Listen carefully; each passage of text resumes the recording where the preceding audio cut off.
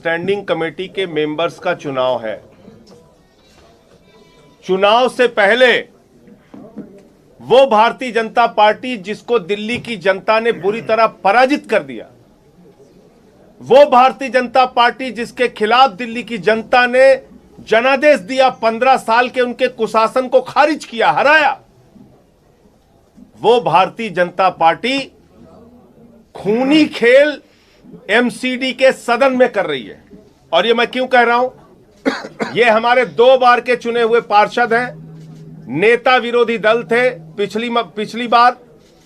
प्रवीण कुमार जी ये चुनकर आए हुए हैं, आम आदमी पार्टी के टिकट पे चुन के आए हुए हैं, और इनके ऊपर जानलेवा हमला सदन के अंदर किया गया, जहां बीजेपी के 7 सांसद मौजूद हैं, सारे पार्षद मौजूद हैं।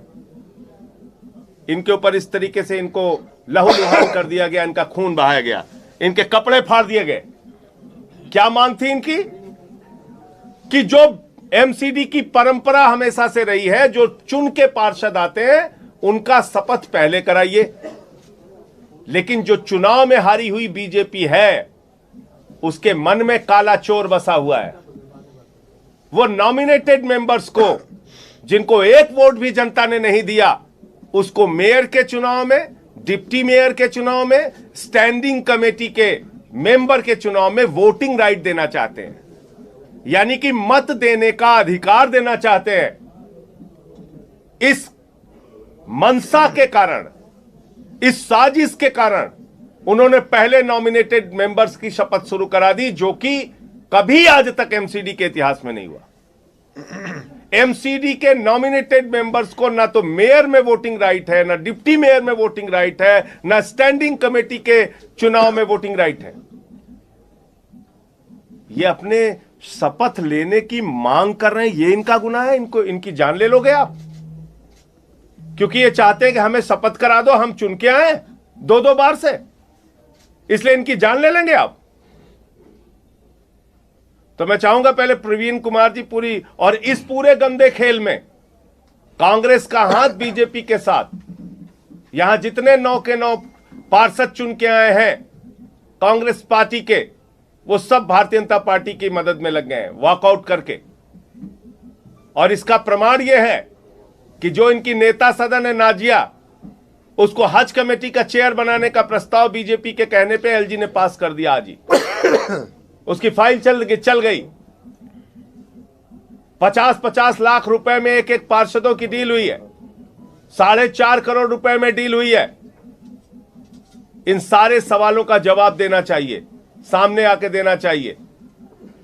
और ये जो खूनी खेल हो रहा है, अगर देश के गृह मंत्री इस खूनी खेल को देख रहे हैं, दिल्ली की कानून व्यवस्था उनके अधीन है, एमसीडी का सदन सुरक्षित नहीं है, यहां पार्षदों पे जानलेवा हमला किया जा रहा है, आपको सामने आना चाहिए और स्पष्ट करना चाहिए कि अगर जनता ने आपको हरा दिया तो क्या गुंडागर्दी के दम पे, तानाशाही के दम पे, लोकतंत्र का गला दबा के आप मेयर बनाना चाहते हो, डिप्टी मेयर बनाना चाहते हो, स्टैंडिंग कमेटी के मेंबर बनाना चाहते हो?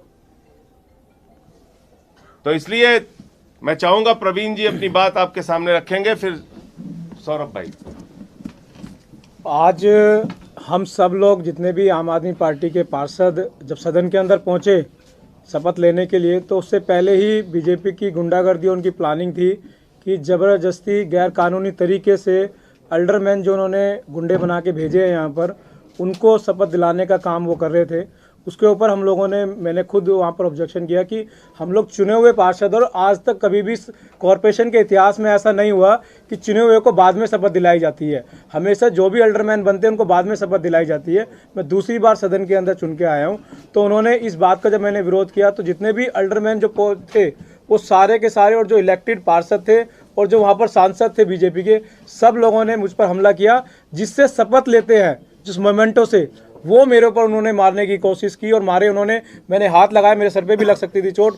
उसके बाद उन्होंने मेरा गला दबाया और मेरे सारे कपड़े फाड़ दिए। कम से कम भी 25 से 30 पार्षद और सांसद मिलके मुझे अकेले को जिस तरीके से उन्होंने हाथापाई की है, वो बहुत गलत है। इस तरीके से नहीं करने चाहिए। मैंने बोला भी सांसद साहब को कि ये पार्षद है, आप लोग उनको समझाओ कि इस तरीके से नहीं होना चाहिए सदन के अंदर। फिर भी सांसद जितने भी थे उनकी रेस्पॉन्सिबिलिटी बनती थी कि उनको मना करना चाहिए था, बट उनके साथ मिलके वो सब लोग मेरे साथ हाथापाई कर रहे थे वहाँ पर, और बहुत ज़्यादा चोट लग सकती थी, बहुत ज़्यादा चोट लगी भी है, बहुत ज़्यादा ब्लड आ रहा है, सारे कपड़े फाड़ दिए। ये बीजेपी की गुंडागर्दी है। सौरभ भाई अपनी बात रखेंगे अब। सौरभ भाई आ जाओ। देखिए, एमसीडी के बहुत सारे जर्नलिस्ट और रिपोर्टर यहाँ पे हैं। मैं चाहूँगा कि ये बात आप खुल के दिल्ली वालों को बताएं कि नॉमिनेटेड काउंसलर कभी भी सदन के अंदर वोट नहीं डालते। मेयर के इलेक्शन हो, डिप्टी मेयर के इलेक्शन हो, या हाउस से जाने वाले स्टैंडिंग कमेटी के मेंबर हों, इसके अंदर नॉमिनेटेड काउंसलर्स के वोट वर्जित हैं, प्रतिबंधित हैं। ये नहीं हो सकता। अब बेईमानी करके भारतीय जनता पार्टी एमसीडी पे कब्जा करना चाहती है। हम ये बेईमानी नहीं होने देंगे। एक महोदय मुझसे पूछ रहे थे, कह रहे थे कि अगर वो कर भी रहे हैं तो क्या आप डर गए?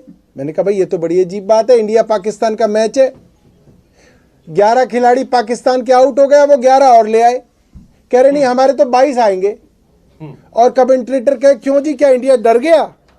हम कह रहे भाई ये क्या बात हुई? जो नियम होगा वो नियम से ही तो चलेगा। ये तो फिर 11 और आउट हो जाएंगे, कहेंगे 11 और आ गए, हम हमारे 33 लड़ेंगे। फिर वो कहेंगे क्या इंडिया डर गया पाकिस्तान से? तो बेईमानी से तो हर आदमी डरता है, कौन नहीं डरेगा बेईमान से और बेईमानियों से? तो ये बात डरने की नहीं है, ये बात उसूलों की है। इस वक्त जिस तरीके से भारतीय जनता पार्टी और उपराज्यपाल महोदय बेईमानी पे उतर आए हैं, पूरी दिल्ली इनकी बेईमानी देख रही है। और जो गुंडागर्दी की है, जो जानलेवा हमला हमारे भाई प्रवीण पे किया है, ये गुंडागर्दी नहीं चलने देंगे। हम कांग्रेस नहीं है, ये आम आदमी पार्टी है। आम आदमी पार्टी भारतीय जनता पार्टी से लोहा लेना जानती है और इनके ही भाषा में इनका जवाब देना जानती है। ठीक है सुशील जी।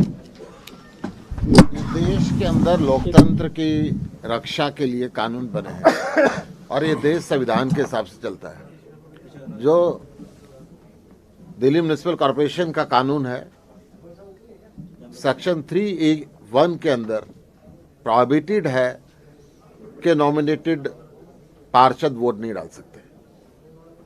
और परंपरा इस सदन की रही है कि हमेशा चुने हुए लोगों को पहले शपथ दिलाई जाती है, उसके बाद चुनी हुई सरकार की सलाह से पार्षद नॉमिनेट होते हैं और वो नॉमिनेटेड पार्षद सदन की कार्रवाई में हिस्सा ले सकते हैं, वोट नहीं कर सकते। परंतु आज इन सारी परंपराओं को तोड़ के, सारे कानूनों को दरकिनार रख के भारतीय जनता पार्टी बेईमानी के तरीके से इस मेयर के चुनाव में, डिप्टी मेयर के चुनाव में धांधली करना चाहती है। चुने हुए पार्षद जो दिल्ली की जनता ने चुन के भेजे, उनकी अहमियत को कम करके पहले नॉमिनेटेड लोगों को ये शपथ दिलाना चाहते हैं, फिर उनसे वोट कराना चाहते हैं, जिसका विरोध सदन के अंदर जब किया गया तो जानलेवा हमला किया गया, खून निकाल दिया गया, कपड़े पाड़ दिए गए, दबोचा गया और गुंडागर्दी का माहौल सदन में हुआ है। इसकी हम निंदा करते हैं और दिल्ली की जनता ये सब चीजें देख रही है कि किस तरीके से भारतीय जनता पार्टी बेईमानी पे उतर आई।